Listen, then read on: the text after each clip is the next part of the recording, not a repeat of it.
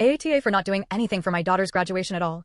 AITA for refusing to host my daughter's graduation party if her father is there. My daughter, 18F, is graduating this year and I, 36F, have been planning a large graduation party for her. A bit of background, now she's 18 and when I was 18, I was pregnant with her.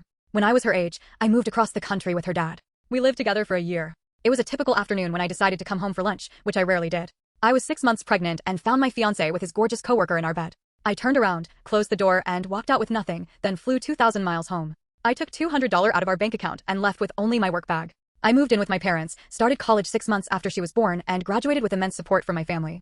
I was gone for 12 hours a day. My parents were her parents during the day, but once I was home, I took over completely.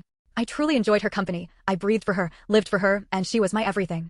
In that year, my ex was MIA.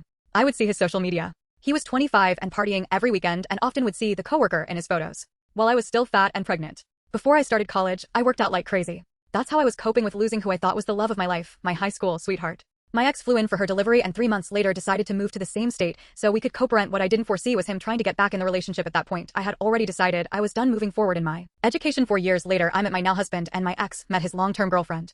In that time, my ex-fiancé, who had given up on being a father until he met his long-term girlfriend, started asking for more time with our daughter. I was happy for him because I wanted him to have a good relationship with her. However, when I saw him try harder with our daughter, I signed off on over $15,000 back child support that he owed. A month later, my youngest brother passed away.